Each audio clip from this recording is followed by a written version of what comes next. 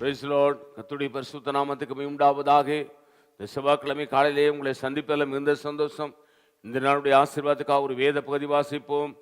அது எரேமியாவின் புஸ்தகம் 23ஆம் அதிகாரம் 5ஆம் வசனம். இதோ நாட்கள் வரும் என்று கர்த்தர் சொல்கிறார், அப்பொழுது தாவீதுக்கு ஒரு நீதியுள்ள கிளை எழும்ப பண்ணுவேன்.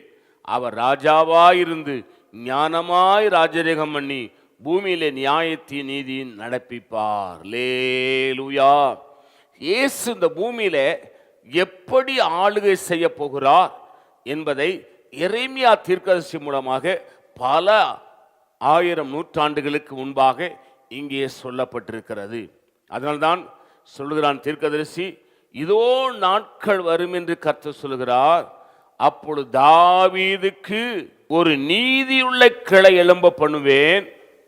நீதியுள்ள கிளை என்றால் நீதியுள்ள ராஜா எழும்ப பண்ணுவேன். அவர் ராஜாவா இருந்து எப்படி இருப்பாராம்?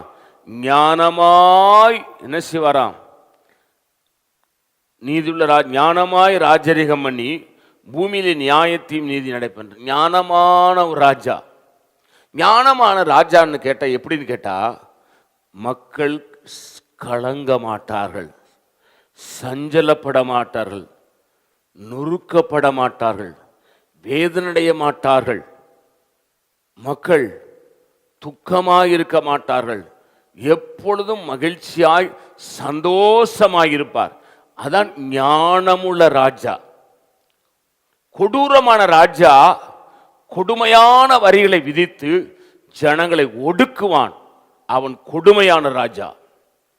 ஆனால் மக்களுடைய சூழ்நிலைகளை அறிந்து மக்களுக்கு ஏற்றபடி ராஜாவாயிருக்கிறவன் அவன் ஞானமுள்ள ராஜா. ஆகவே ஆண்டவராகிய இயேசு கிறிஸ்து இந்த பூமியை 1000 வருஷம் ஆளப்போகிறார். அவர் எப்படி ஆளுகை செய்வாராம்?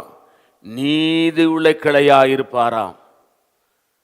அவர் நீதி செய்கிற ராஜாவாயிருப்பாராம். அவர் ஞானமாயிருப்பாராம். அடுத்து சொல்லுகிறது, பூமியிலே நியாயத்தையும் நீதியும் செய்வாராம். இந்த ராஜா சாதாரணமான தெய்வம் அல்ல. ஹல்லேலூயா.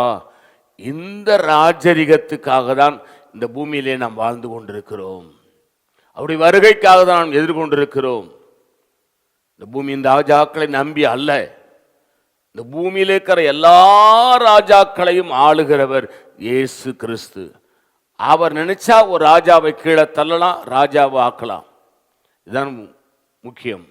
நம்ம எல்லாரும் கண்களை மூடி ஜெபம் பண்ணுவோம். பரிசுத்த பிதாவே, நீ எங்களோடு பேசின நல்ல வார்த்தைகளுக்காக ஸ்தோத்திரம். இந்த வார்த்தையின்படி எங்களை ஆசீர்வதியும். எங்கள் ஆண்டவர் இயேசு நாமத்தில் வேண்டிக் கொள்கிறோம் பிதாவே, ஆமேன். God bless you. கர்த்தர் உங்களை ஆசீர்வதிப்பாராக.